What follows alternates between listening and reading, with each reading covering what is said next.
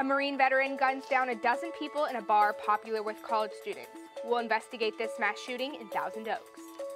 Political action or limiting free speech. A controversial speaker accused of sexual harassment cancels a campus appearance. And a government still divided. Who won, who lost, and a whole bunch of election firsts. We'll run them down. That and more on Chapman News.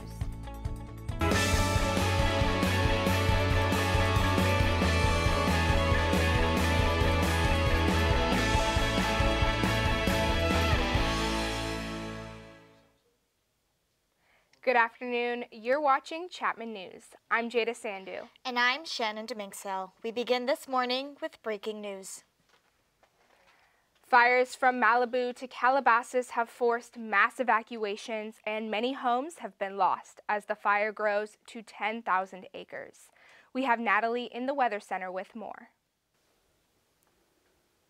Thanks, Jada. Firefighters are battling 3 life-threatening wildfires across California. Here in SoCal, the Woolsey Fire in Los Angeles County and the Hill Fire in Ventura County are threatening communities. Evacuations have been set in place. Since yesterday, all of Malibu has been ordered to leave. The Hill Fire began at 2 p.m. on Thursday and reached 10,000 acres in less than 2 hours, closing the 101 freeway in the area. The Woolsey Fire flared up south of Simi Valley and has burned 8,000 acres as of this morning. Fire officials report that around 75,000 homes are under evacuation orders, and dozens of schools are closed in Ventura and Los Angeles counties. Another fire broke out in Griffith Park near the LA Zoo. The animals at the zoo are currently being evacuated for safety precautions. The campfire blaze in Northern California started Thursday morning, forcing tens of thousands of residents to evacuate, some even running from their cars on foot to find shelter in stores as the flames approached. Many were trapped in the affected area without enough time to escape. The fire reached 18,000 acres, and containment is still low due to high winds and dry conditions. We'll be back with more information and posting updates on the acreage and evacuations of both fires on Instagram as the details come in. Now back to Jada and Shannon at the desk. Breaking news out of Southern California as investigators try to figure out why a Marine veteran opened fire in a popular college bar in Thousand Oaks, California. He killed 12 people, then took his own life. It's the second mass shooting in this country in 2 weeks. Alexis Rodriguez has more. Within a split second, everyone yelled, "Get down." So I ran to the left of the dance floor where the back door is, and everyone pretty much dogpiled on top of each other. And then it was silent for a couple seconds, and then all of a sudden, a couple guys that were closer to the bar, they got up and started running towards the back door and said, "Get up, he's coming." Authorities report the call of shots fired first came in around 11:20 p.m. from the Borderline bar where it was college night, with students from Pepperdine University and Moorpark College in attendance. The suspect, 28-year-old Ian David Long, dressed in all black, entered the bar with a handgun and appeared to shoot at random into a crowd of nearly 100 people. Survivors say the gunman appeared focused and did not seem to be targeting anyone in particular. And there were multiple other victims of different levels of injury inside that were rescued from the scene and taken to local hospitals. In addition to the victims inside, and the numbers are upwards of 10 to 12, additional victims with minor injuries fled the scene on their own and took themselves to local hospitals. The gun used was purchased legally and owned by the alleged shooter, but did have an extended magazine. While Long had minor history with law enforcement in the past, there are questions rising about him suffering from PTSD after his time with the U.S. Marine Corps. The scene of the shooting is being called horrific by law enforcement officials. The bar patrons tried to escape the bar any way they could, even breaking out windows with bar stools. Ron Helis, the sheriff who lost his life after being struck multiple times, is being called a hero for his bravery. At the scene within 3 minutes of the initial reports, he was a 29-year-old veteran of the Ventura County Sheriff's Department and is survived by a wife and son. So we ran to the car, and that's when we saw the sheriff pulling up. And I believe that's the sheriff that lost his life. And I want to say I'm so sorry for his family. he was a brave man to come into those shots, because it was a scary situation for everyone. It really was. And the young kids, they were just having a good time, you know, enjoying themselves. None of them deserve this at all. Alexis America Rodriguez, stands in Chapman solidarity, mourning the loss of 12 in another shooting, this time out of Thousand Oaks, California. Borderline Bar was the go-to local spot for college students in the area on Wednesdays. This week was no different. Heart-wrenching videos have been swarming the internet of parents who lost their children and loved ones in this tragedy. Amongst those killed was the niece of television personality Tamara Mowry and a Route 91 shooting survivor. Almost 2,000 people gathered at a candlelit vigil last night, honoring the lives of victims. Mayor Rob McCoy led the vigil, and various religious leaders spoke to comfort the mourners. Another vigil in Thousand Oaks is planned for tonight. As fellow college students here at Chapman University, our hearts are with those affected and wish them strength in the wake of this tragedy. Back to the desk. And joining us now is Dr. Pete Shimmy, a professor in the sociology department at Chapman, who is a nationally recognized expert on violence and hate crimes. Thank you for being here again, Dr. Shimmy. Now, last time we had you on here, we were talking about the Pittsburgh shooting. This time, another shooting closer to home. Now, the big question here is motive. What do you think investigators are trying to find out right now? Well, when it comes to these types of mass shootings, they often fall into one of three types of motives, if you will. As we saw in Pittsburgh, sometimes they're motivated by some type of political or religious ideology. In other cases, it might be a personal revenge, kind of grievance at work, something along those lines. And then third, mental health issues. So they're going to be looking at the different information that becomes available through the investigation and seeing kind of where this one might fit. They're also going to be looking for any kind of red flags in this person's life that might have served as warnings that got missed along the way. I just heard on the radio literally a half hour ago that one of his high school teachers during his, actually one of his high school coaches, track coach during his senior year, reports that he physically assaulted her and as she described it, sexually groped her during the assault. And that while he was kicked off the track team, she wanted to pursue additional kind of measures to deal with the situation. And unfortunately, the administrators at the high school decided that that wouldn't be an appropriate course of action, and they were worried about it affecting his future in the military. So this is something that when you look more broadly at these types of mass shootings, particularly school shootings, where there's been some clear research done that shows that oftentimes there are these kind of missed warning signs, and that schools in particular may kind of be pressured in some ways, feel some kind of pressure not to respond when these warning signs do emerge. And so this, is really important because it shows that in some cases these perpetrators could be stopped prior to the violence if people intervene and take the appropriate courses of action.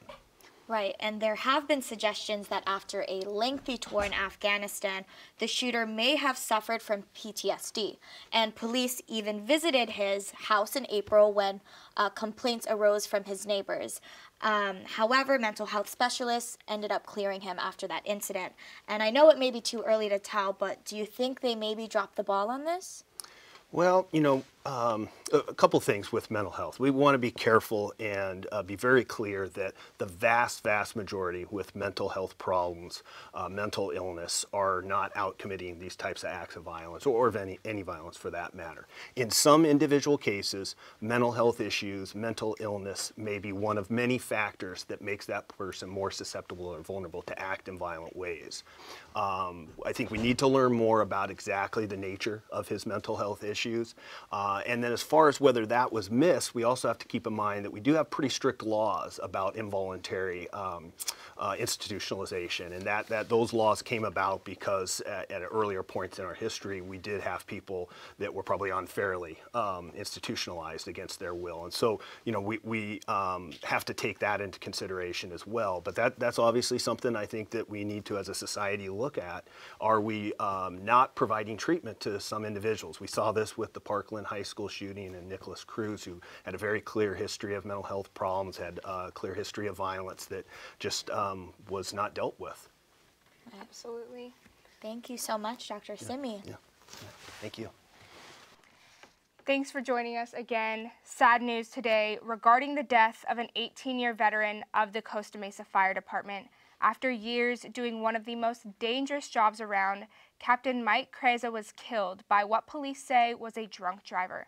Natalie Rawson has our story.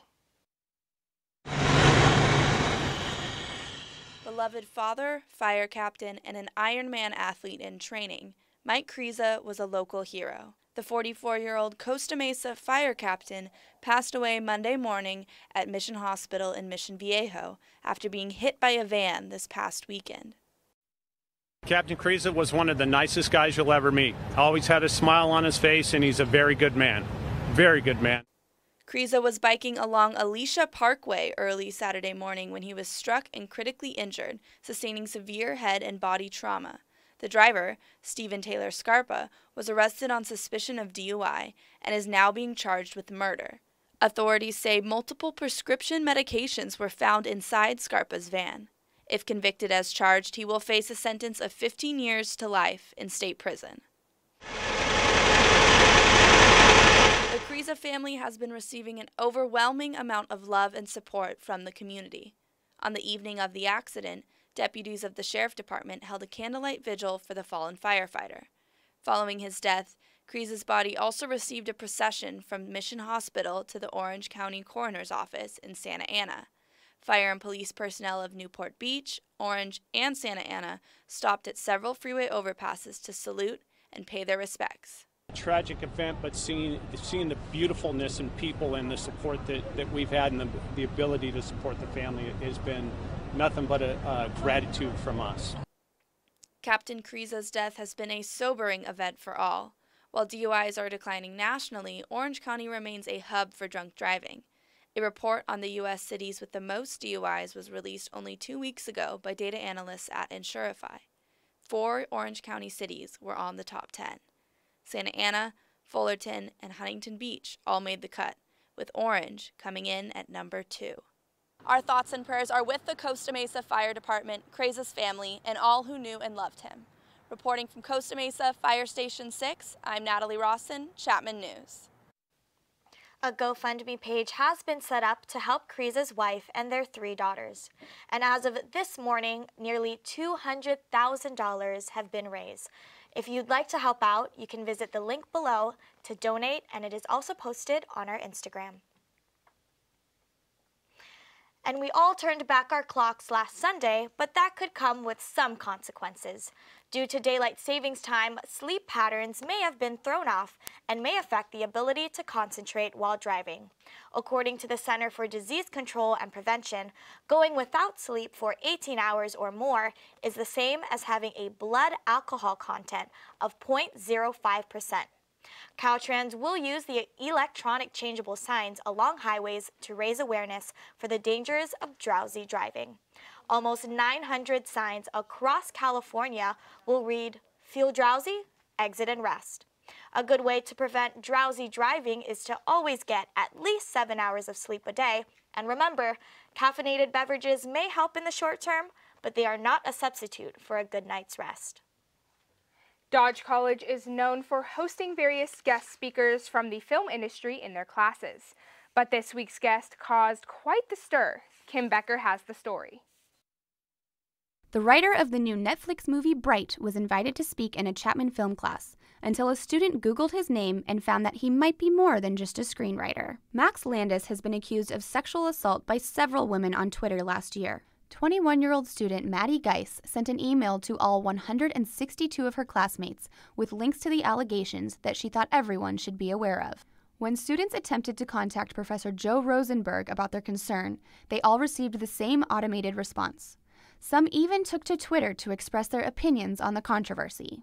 Geis tells us that some students reached out to her regarding the lack of response from administration. We all got the notion that there was no effort from the university to prevent him from speaking. At that point, I felt like it was necessary to organize a walkout. I felt like the issue wasn't taken seriously by faculty at Dodge, and I felt like someone had to do something about it. Geis created an event on Facebook where more than 100 people agreed to join her in the protest. Once word of the event got to Chapman's administration, an email was sent claiming that the walkout would be rude and does not fit the type of behavior expected of Dodge College students. Professor Rosenberg ended the email by saying, "If some of you wish to make a point, this is not the effective or appropriate way to do so."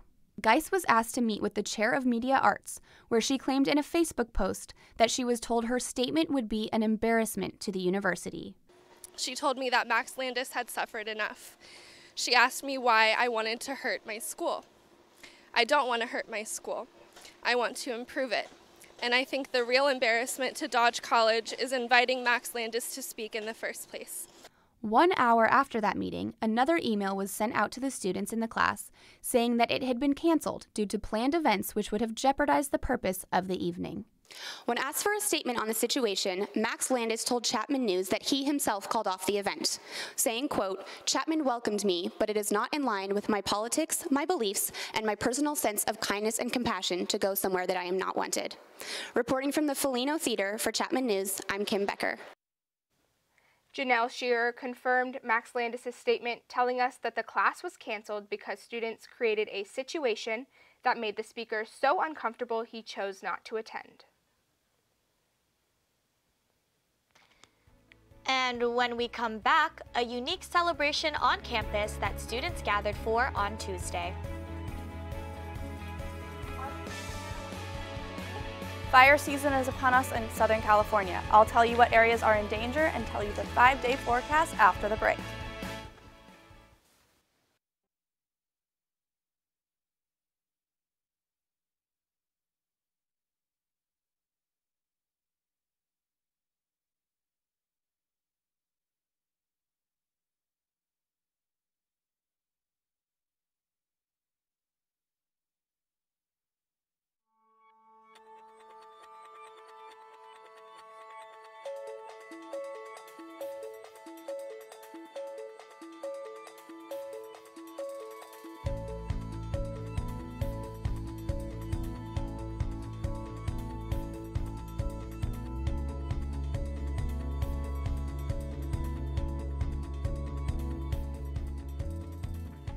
At approximately 3 a.m. on Thursday, Chapman received information of an aggravated assault that occurred at the Chapman Grand complex.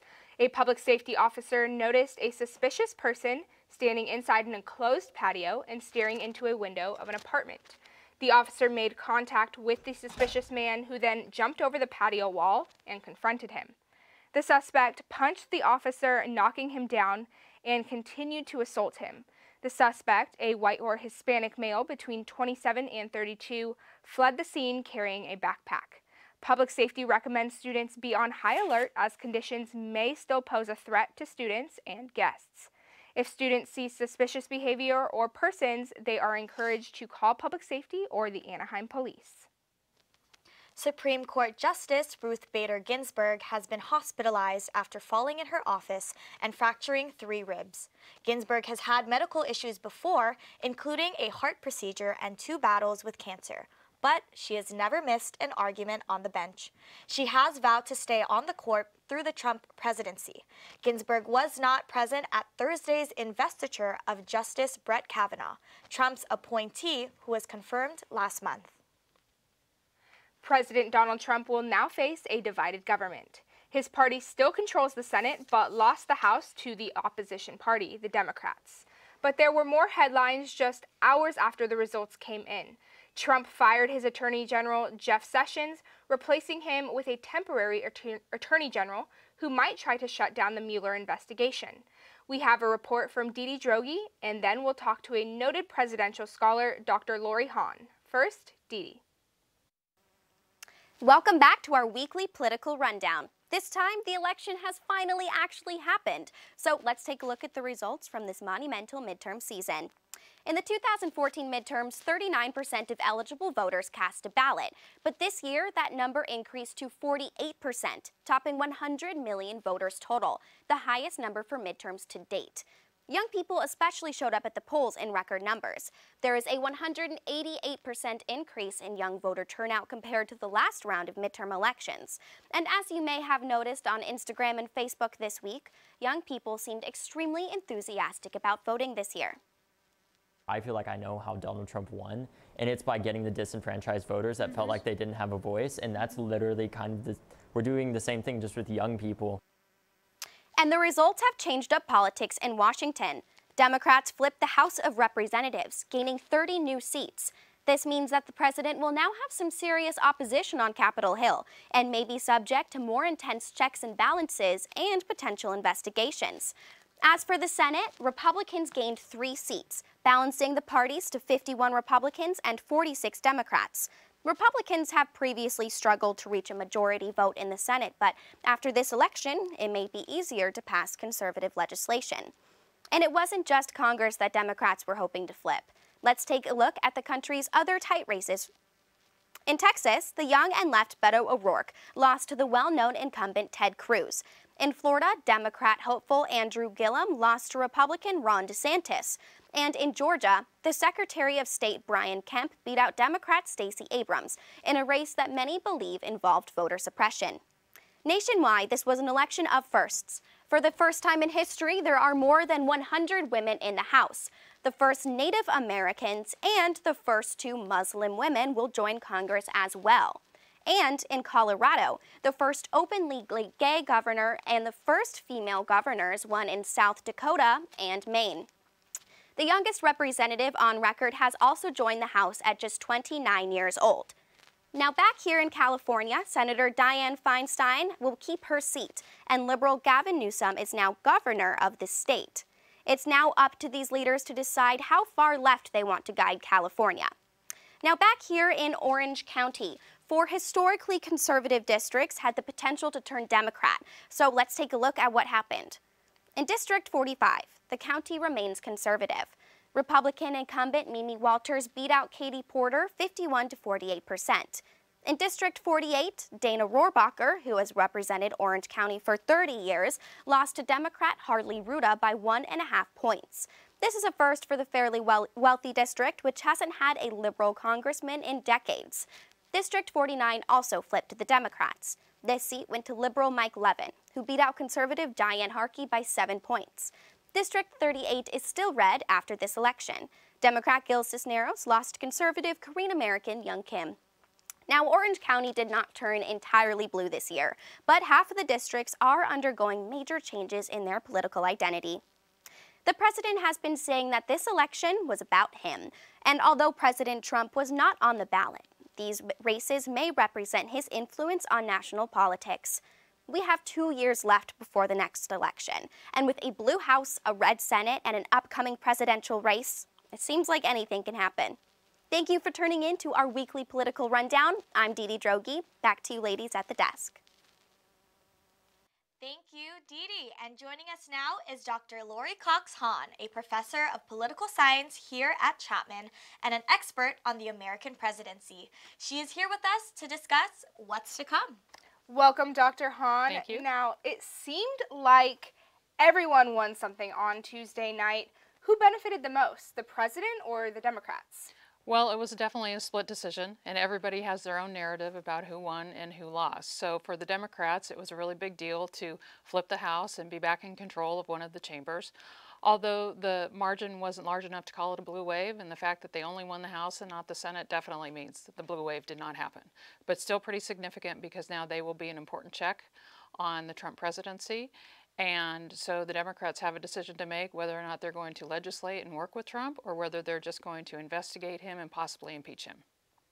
And the Republicans no longer control the presidency, the House, and the Senate. The House is now Democratic. And what problems do that pose for the president?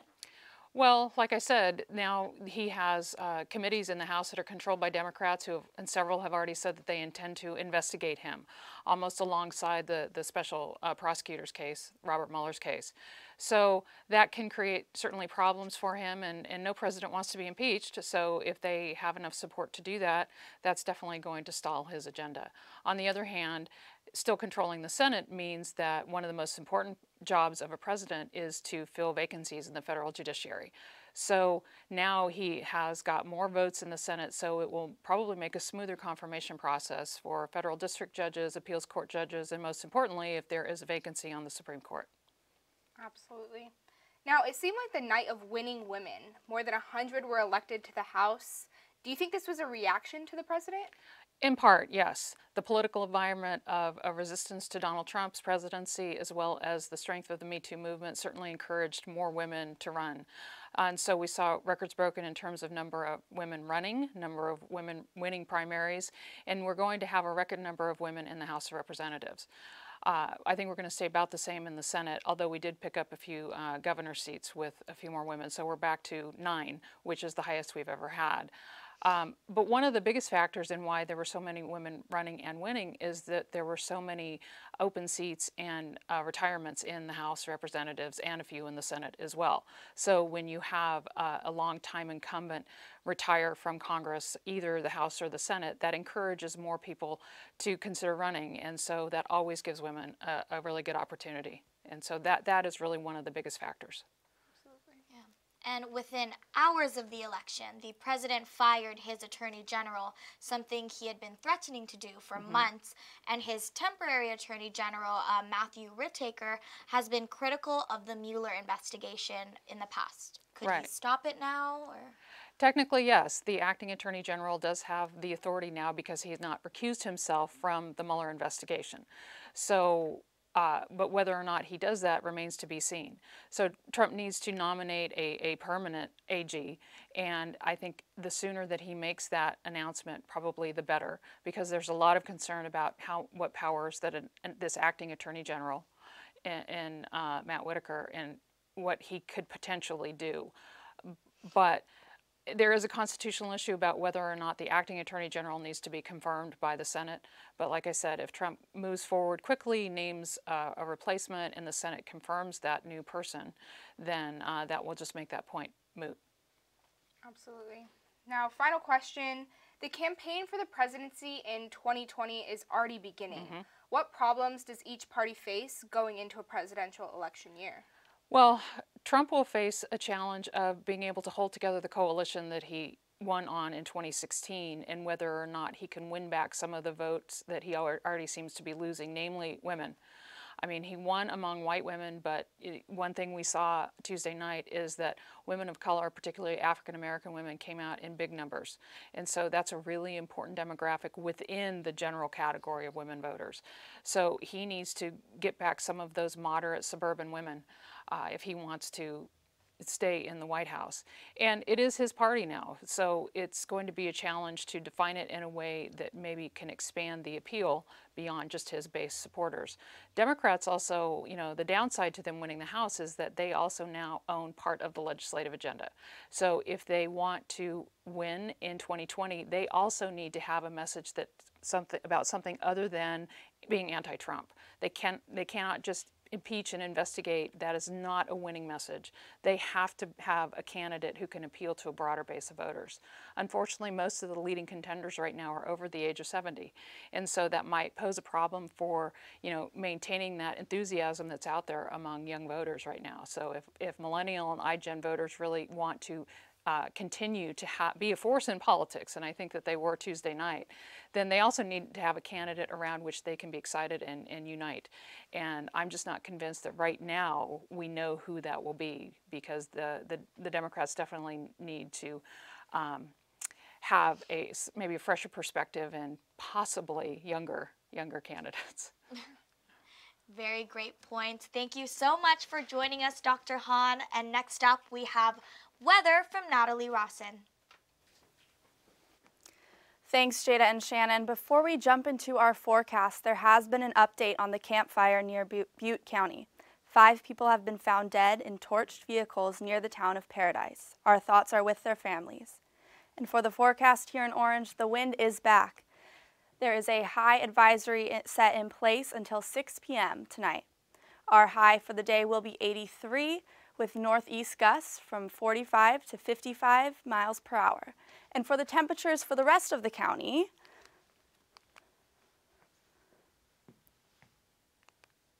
we have 82 degrees in Westminster, Newport, and Irvine. A little bit hotter at 83 in Orange, 81 in both Laguna Beach and Mission Viejo, and a little bit cooler at 76 degrees down in San Clemente. And for Southern California, we're looking at 77 up in Santa Barbara, 80 over in Los Angeles, 78 in Avalon, 84 in Anaheim, 82 in Oceanside. Bit cooler at 51 in Big Bear, 79 in Palm Springs, not quite as hot as we've seen previously, and 79 down in San Diego.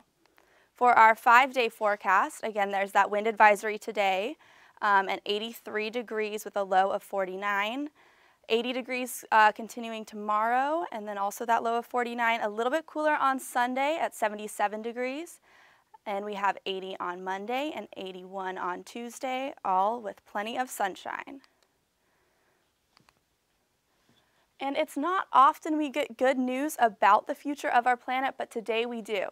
The hole in the ozone layer above Antarctica, an issue scientists have been worried about, is expected to close up by the 60s. And by that, we mean the 2060s. This out of a new report from United Nations stating that our actions to protect the Earth's ozone are actually working. We can thank the 1987 Montreal Protocol, where 24 nations agreed to ban chemicals that cause the ozone to deplete.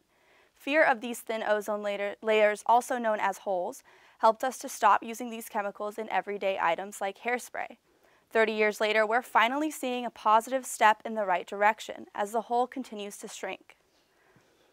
This has been Natalie Rawson here, wishing you all a safe and fun end to the week. Sending it back to the desk. If you thought you were heading to the mountains this weekend, think again. The opening of Mammoth Mountain has been delayed. Originally planned for yesterday, it will now have its grand opening at a later date, which has not yet been announced. The delay was said to be due to warm temperatures and the fear that there would not be enough snow to open and stay open for the season. The Sierra Ski Resort website put up a post saying that colder temperatures are in the forecast and they'll get this party started soon. And with the holidays fast approaching, shoppers are opening their wallets and pulling out their credit cards, racking up the debts not paid from last year's holiday spendings. According to NerdWallet, 1 in 4 are still paying off credit card purchases made in 2017. And now there is a 15% increase, with 73% of Americans planning on using their cards to buy presents this year. Some shoppers are also planning on using other approaches, such as shopping loans and layaways to buy their gifts this season. And next up, another favorite pastime, sports, with Brad Benson. Thanks, Shannon. That's right. Coming up after the break, the same athlete of the week 2 weeks in a row. Stay tuned.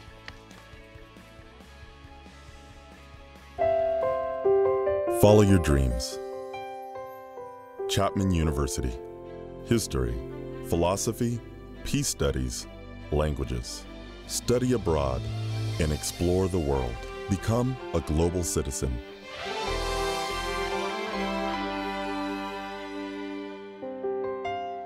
The Wilkinson College at Chapman University. Invest your humanity. Lead.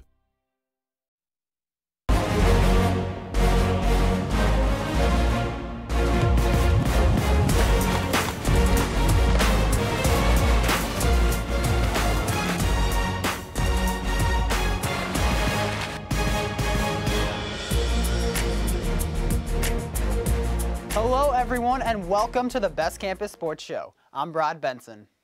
Last Saturday, the Chapman soccer team earned their first ever SCIAC championship. Let's take a look at some of the highlights. We start in the 8th minute with Toby Howe getting a shot off and Occidental goalie Scott Drazen picking up a nice save.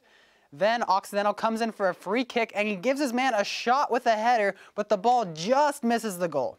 In the 15th minute, the cross goes to Toby Howe and he heads it in to give Chapman the 1-0 lead. Chapman celebrates with the score. Then it goes back to Toby Howe and Toby Howe's trying to get it in. Can he do it again? No, he cannot. It just misses. In the 58th minute, Liam Walsh tries to put it in for the Tigers on the board, but it's saved by Chandler Simmonsma. One of 5 saves for him on the night. 4 minutes remaining in the game and the ball is headed in off the throw-in, but is called for an offsides. Goal does not count. We go back to Chandler Simmonsma picking up another save. He was crucial for the victory for the Panthers. They get the victory. First ever SCIAC tournament win. Chapman gets the win. The team plays tomorrow night in San Antonio against Trinity University. The last time these two teams met was in the second round of the 2016 playoffs, and Trinity came away with the victory. One of the reasons that Chapman's soccer team has been so good lately has been due to the spectacular play of goalkeeper Chandler Simmonsma. He was named SCIAC Tournament MVP and Chapman's Athlete of the Week for the second straight week. I met up with him for this week's edition of Athlete of the Week. I'm back with Chandler Simmonsma, two-time Athlete of the Week and SCIAC Tournament MVP. Last week, we tried penalties to stop the ball from going in the net. This week, we're going to try to avoid the ball altogether. It's dodgeball time.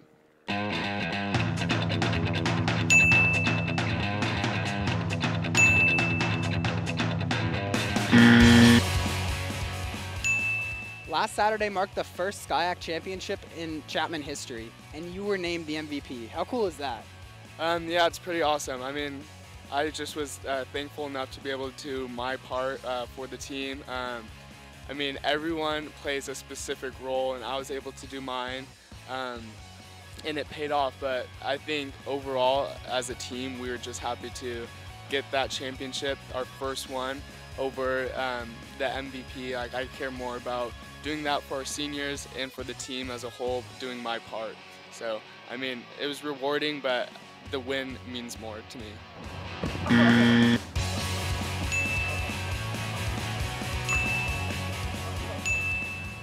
2 years ago, you guys played Trinity in the second round of the playoffs and lost. Does that game give you guys any special way to prepare? I think we know how they play now. We know they're a really good team, so we've been preparing for that all week. And I think it gives us more motivation going into the game, especially because we lost to them last time we made the tournament.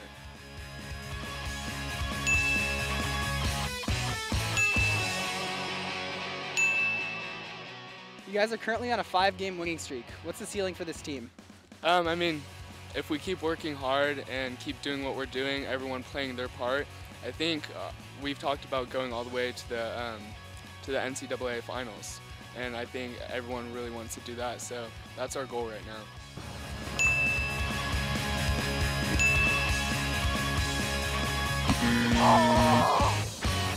Well, he can stop it and he can dodge it. For Chandler Simmonsma and Brad Benson, thanks for joining us here on Athlete of the Week.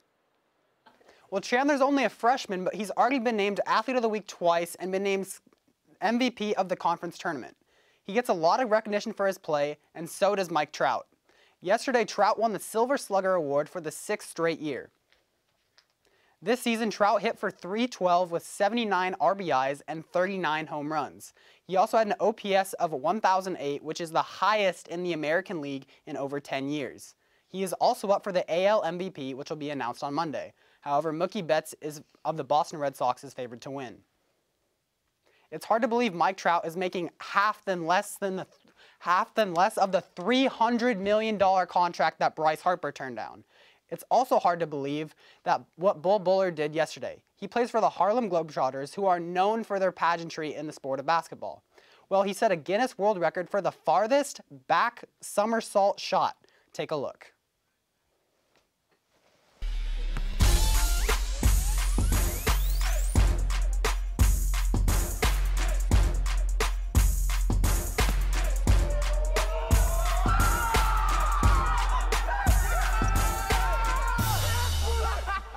I can't move. No. Just like that.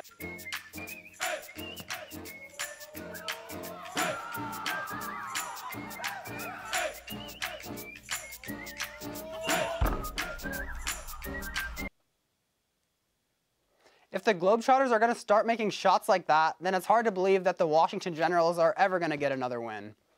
Well, that's all I got for you today on the Best Campus Sports Show. I'm Brad Benson. Let's hear what Nicole has for us today in entertainment. Coming up, find out which beloved girl group is making a comeback. That and more after the break.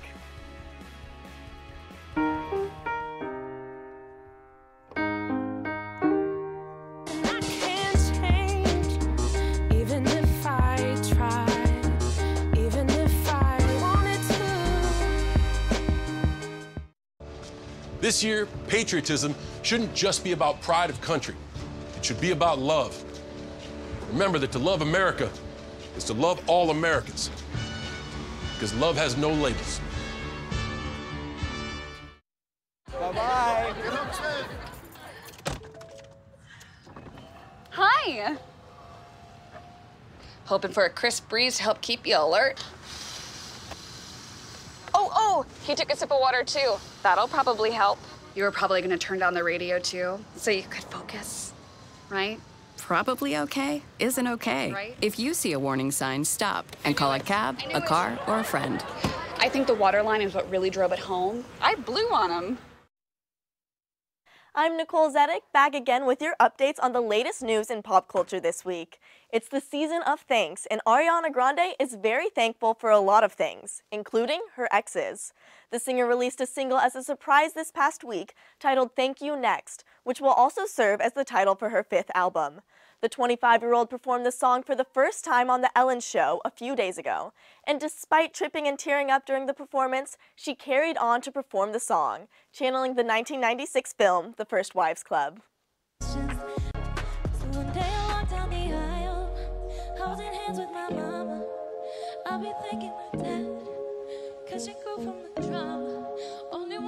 The breakup anthem name drops a few of her famous exes, including her former fiancé, Pete Davidson, the late Mac Miller, Ricky Alvarez, and Big Sean, and connects it to the woman she's become as a result from these relationships.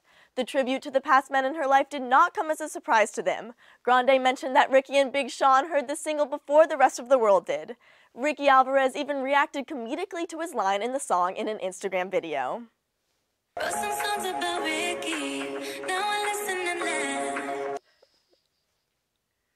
To which Grande apologized to Alvarez for getting the worst line, saying that it was meant very lovingly. Davidson also reacted to the single by adding a last-minute message about their breakup. You're curious about the breakup, but the truth is, it's nobody's business, and sometimes things just don't work out, and that's okay. She's a wonderful, strong person, and I genuinely wish her all the happiness in the world. And even though relationships may end, friendships never do. The Spice Girls announced this week that they are going on a reunion tour in the United Kingdom. The announcement was made in a spoof video breaking the news on the Spice Girls' official Twitter with Mel B, Mel C, Emma Bunton, and Jerry Halliwell. La, la, la, la, la, la, la, la, la. And joining us now is the Spice Girls with the shock announcement of their UK tour. The video alludes to the fact that only 4 of the 5 Spice Girls will be embarking on this reunion tour, with special guest Jess Glenn.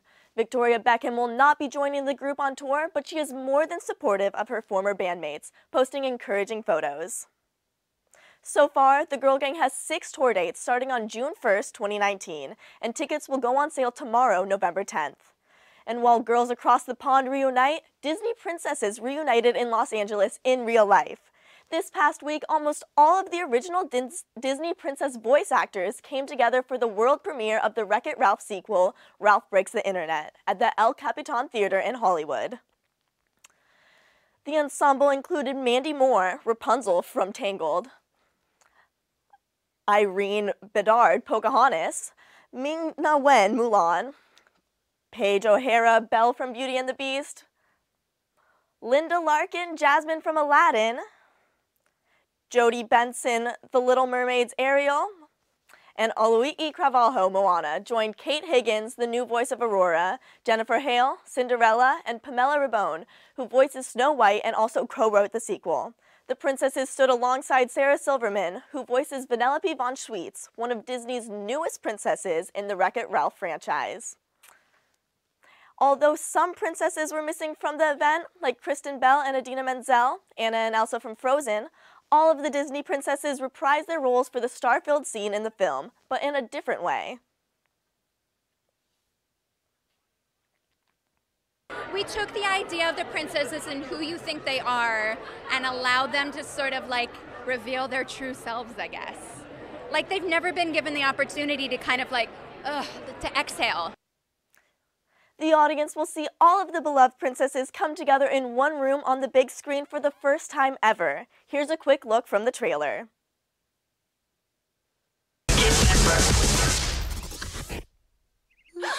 Hi. Whoa, ladies, I'm a princess too. Do people assume all your problems got solved because a big, strong man showed up? Yes, what is up with that? She is a princess. Ralph Breaks the Internet crashes into theaters November 21st. That's it on today's entertainment update. Continue to keep up to date with all the latest news on our Instagram TV segment, This Just In. Thanks, Nicole. That seemed like such an amazing celebration with all those princesses. It absolutely did, and we also had a special celebration on our campus this week. The University Program Board at Chapman University hosted a ceremony on Tuesday for Diwali, the Hindu festival of lights. Nicole Zedek has the story. Tuesday night, Chapman University's Fish Interfaith Center was aglow as students celebrated Diwali, the Festival of Lights. Diwali is a 5-day Hindu holiday that celebrates the triumph of good over evil.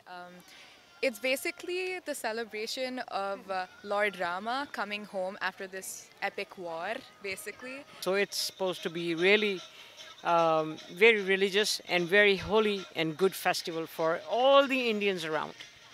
The festival was complete with a presentation about Indian culture, traditional dances, music, and of course, plenty of food. Yes, it is definitely the very traditional course, from basmati rice to gulab jamun, and having samosas in there, and having the korma, which is vegetable korma, and having other dishes which are very, very famous in India. Students gathered to light paper lamps and listen to traditional music. But everyone's favorite part? The food. The food. Yeah. The food. Reporting for Chapman News, I'm Nicole Zedek. Christine Ionev, a sophomore health sciences major, has tragically lost her battle with cancer. She was a brilliant woman who lit up every room she entered with her positivity and creative mind. She was a member of the Gamma Phi Beta sorority, and her sisters are devastated by the loss. There will be a memorial service on Saturday, November 10th at 11 a.m. for Christine at Mariners Church in Irvine. There will also be a service for her at the Fish Interfaith Center at 4 p.m. on Saturday.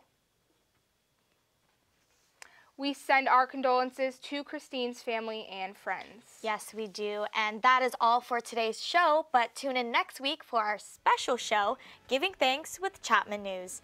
But for now, log on to our website, chapmannews.tv, to see all of our episodes, Chapman Newsies bios, and top headlines. And make sure you also follow us on Facebook, facebook.com/Chapman News, Twitter and Instagram at Chapman News, and YouTube at youtube.com/Chapman News. Thank you so much for tuning into our show. I'm Shannon Demingsil. And I'm Jada Sandu. Have a great weekend.